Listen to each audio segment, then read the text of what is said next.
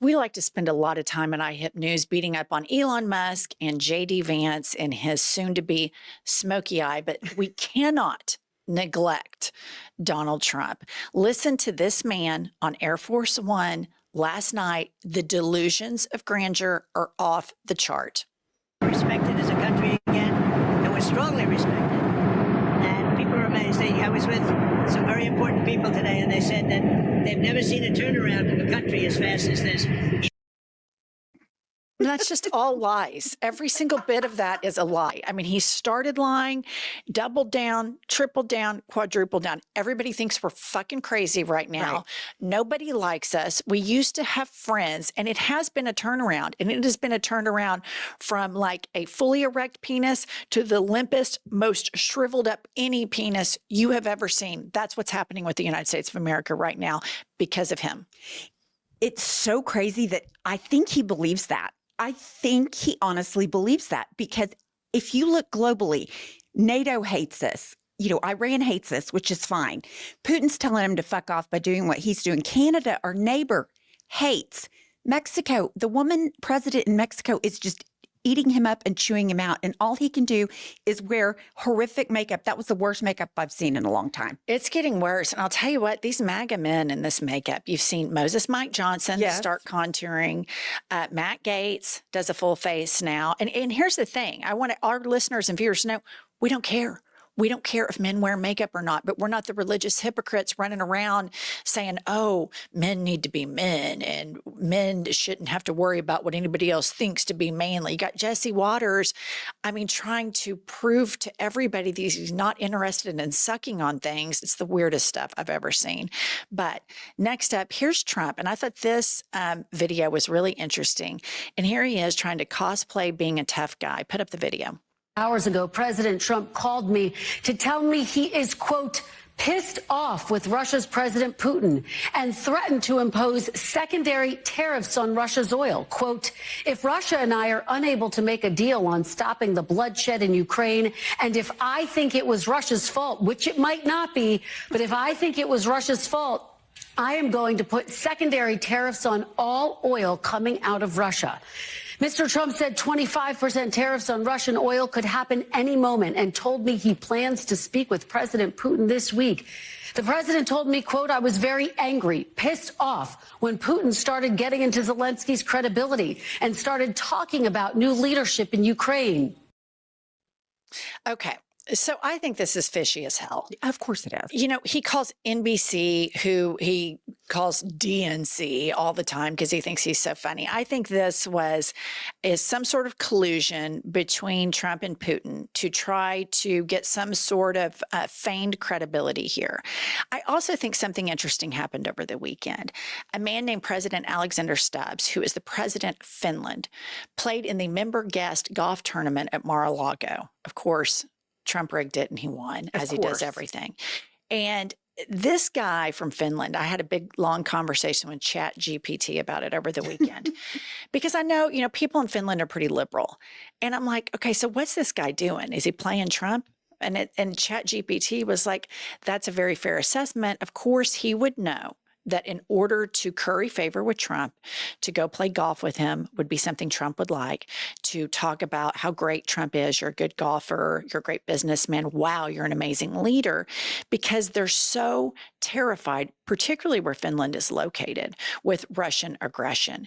And so this phone call to this NBC reporter who Trump has railed on multiple times, saying that he's pissed at Putin, comes on the foothills of his big member guest victory with the president of Finland. And I just think that it shows, number one, how easily manipulatable this man is, and that President Stubbs could have pumped Trump up to kind of do something dramatic against Putin.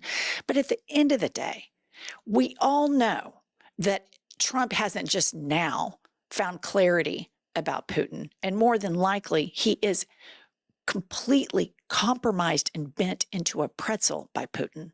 When I heard that, I thought, don't you know, Vladimir Putin's like, who gives a shit if you're mad? Like, I own you. You can be mad all you want. Him saying that it might be Russia's fault if he decides it's Russia's fault, but it might not be. And then he goes on to say, he's calling Zelensky not a good leader, whatever. Trump said the exact same thing the other day. He said he was a dictator. So I don't want to hear from Trump on Putin because everybody knows that Putin controls Trump, full stop. Well, and Trump saying that if Russia may or may not have started it, that's an established fact. Right. So, I mean, the fact that he's still trying to be a tough guy by calling NBC and trying to say he's pissed, but yet at the same time, he can't get there. No. He can't say that Putin's the aggressor. If this war was to be over, and if Donald Trump really wanted it to be over, that all conversations would be directed at Putin to disengage, or we're going to advance further in helping Ukraine.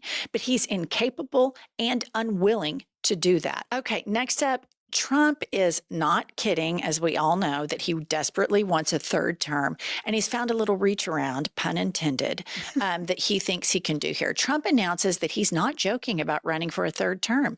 He says there are methods to do so, like J.D. Vance running for office and then passing the role to Trump. And he just proves constantly what a moron he is. If you think yassified J.D. Vance is going to get power and then turn around and give it to you, number one, that is so insane. And he is so outmaneuvered by not all of Silicon Valley, but the members of Silicon Valley that want to dismantle democracy and concentrate wealth. He is completely outmaneuvered by them. Absolutely. And J.D. Vance is trying to undermine him as a vice president. He's certainly not going to become the president and then hand the reins over to Trump. And I think something people are forgetting is Trump is like 78 years old. At the end of his term, he's 82. There's no way. I mean, he's barely cognizant now. There's no way in 4 years he's going to continue to be. But there is not one bit of a surprise that the most corrupt and criminal president in the history of America thinks he can run for a third term and is planning on it somehow. It's going to be impossible to get him out of the White House. It will be impossible. I mean, he is just not going to walk out of 1600 Pennsylvania unless I think he's in a body bag, because that's how desperate he is to cling on to that. All right, listen up. Don't leave us. Please support our show by supporting our sponsors. I want to share with everyone that Pumps and I have been using OneSkin. It is an amazing product. OneSkin was founded in 2016 by an all-woman team of scientists with PhDs in skin regeneration, stem cell biology, immunology, and bioinformatics. I'm telling you guys, I've been using this on my chest, neck, and face. I love it. It is a game changer. I love their flagship facial moisturizer and award-winning eye cream, and also the sunscreen that protects your skin from aging. Very light, goes under makeup very well. I can't brag enough about these products. I do love that sunscreen. Listener, OneSkin believes the purpose of skincare is not just to improve how you look, but to optimize your skin's biology at the cellular level so it's more resilient to the aging process. Founded and led by an all-woman team of skin longevity scientists, OneSkin is redefining the aging process with their proprietary OS01 peptide, the first ingredient proven to help skin look, feel, and behave like its younger self. Get 15% off with the code IHIP at oneskin.co. That's 15% off for our listeners at oneskin.co with code IHIP, IHIP. After you purchase, they'll ask where you heard about them. Please support our show and tell them that Pumps and I sent you. Invest in the health and longevity of your skin with OneSkin. Your future self will thank you. All right. Now back to the fuckery that is the Trump administration. Next up, let's look at Elon Musk and what a narcissist he is. He puts up this tweet. The goal of the left is to destroy my influence. So they relentlessly push negative propaganda about me, like the fake Nazi stuff, and ignore anything positive. They are evil.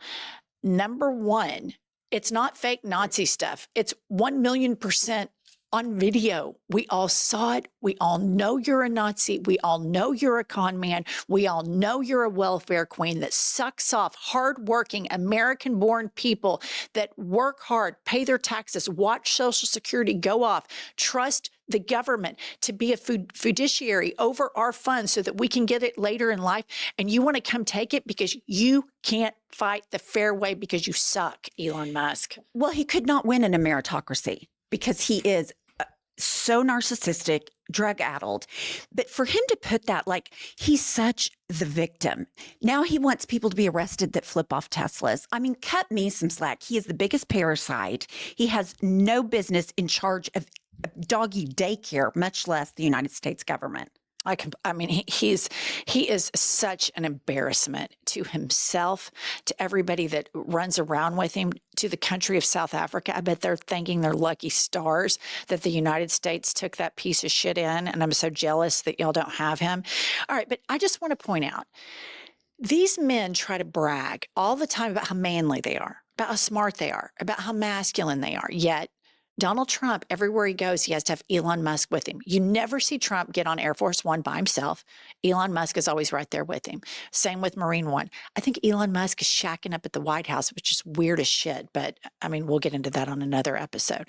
But Pete Hegseth, the Secretary of Defense, who is already an abject failure, an embarrassment, who has endangered the lives of our troops to the party, the MAGA party, we support our troops. They act like they support the troops more than anybody else does, yet they don't vote for them, they don't fund them, and then they all support this guy who puts them in danger.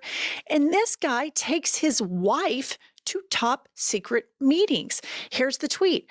Trump's Defense Secretary Pete Hegseth brought his Fox News producer wife to a NATO meeting on Ukraine and a classified Pentagon briefing with the UK Defense Secretary per the Wall Street Journal. No clearance, no job, massive national security breach. He needs to resign now. What do you think's going on here? I mean, I could not believe it. She doesn't have any clearance. This is a massive breach of protocol, but he's also planning wars on signal. So this guy is just, I mean, you hire a Fox News anchor to run the military, and this is what you get. The wife being there threw me for a loop. What the fuck does she have to do with it? Anything? I just think it's weird that these guys can't ever do anything on their own. Trump has a full-time nanny, which is this untreated drug addict born in South Africa, welfare queen, Elon Musk, that literally will not let Trump out of his sight. That's weird as shit. And then you've got Pete Hegseth's wife attending, Elon Musk's mother going on. It's just weird. These guys are such titty babies. I thought maybe the wife somehow monitors his alcohol consumption. I mean, maybe that's just a theory on my part, that she's trying to keep him from drinking during the day. I mean, that was a thought I had. And the reason Elon Musk has Trump everywhere, in my opinion, is because he wants to control everything Donald Trump says and does. And Trump is such a loose cannon, he can't let him out of his sight because Elon Musk bought and paid for him, and he wants to make sure he gets his money's worth. Yeah, and I think it is a power play. Like, I own you. The way he towered over him in the Oval Office when Trump was sitting there cowered over and Elon Musk was standing, posture fully erect. I thought that was a real power move. The optics of that were really interesting. And this administration does everything for television. They know exactly what they're doing. All right, here's just some more. I thought this was crazy. So Susie Wiles is the chief of staff for Donald Trump, and she ran his campaign. And she said when she agreed to come on to be the chief of staff, that she would do it under one condition, and that was that Donald Trump agreed to keep the, quote, clown car out of the Oval. And I don't know how you look at Donald Trump and Elon Musk and say that with a straight face, but she did. And here she is being interviewed by Lara Trump on Fox. Do you remember the toughest thing you've ever had to tell him? 2020 election. Coming to him after the 2020 election in 21 and telling him that what he thought was the circumstance wasn't, which is how I got into all this. He said, well, can you fix it? But he's such a resilient person, and he's seen so much. It's very hard to surprise him. This is not your first. He's so resilient. He's so narcissistic. He can't live in reality. And the clown car, Donald Trump is the biggest clown. He's the lead clown in this clown car. What did you think about what she said, though, about the 2020 election? Well, she knows it was that he lost. That she undermined him right there on Fox News. I thought that was really interesting because typically after something like this happens, he would go on an all-night bender on Truth Social. So when I saw this clip, I went over to Truth Social to think, has he fired Susie Wiles? I mean, is she getting fired that she just said he lost 2020 on Fox? But it didn't happen. So I thought that was just really interesting. I thought that was a really interesting component because it goes against everything we've known this man to do. He has to surround himself by people that say, oh, yeah, you won 2020, because that is like the biggest thorn in his side that Biden beat him like by 10 million votes or something. Well, I mean, I would say he's moved past it, but he's still talking about how he won, like, just over the weekend. Moved past it? No, he hasn't. He No. was like, oh, yeah, well, really, it's my third term as president. Shut the fuck up. Maybe he doesn't understand the nuance. That wouldn't surprise me. I don't know. I thought it was interesting. I thought it was interesting she did it right there to Lara, who's been one of the big lie promoters this whole time. I just thought that was a really interesting thing. I mean, I don't think it means anything that big. I just thought, as somebody who has to watch this all the time, I thought, well, boy, she didn't take the oath, because apparently one of the questions they've been asking people that come to work at the White House is on the application, who do you think won the 2020 election? Yeah, I'm dead serious. I shouldn't be laughing because it's terrifying. Right. This is crazy. It's nuts. All right. We're trying to get to 1 million subs. Please subscribe to our channel and we'll see you all later.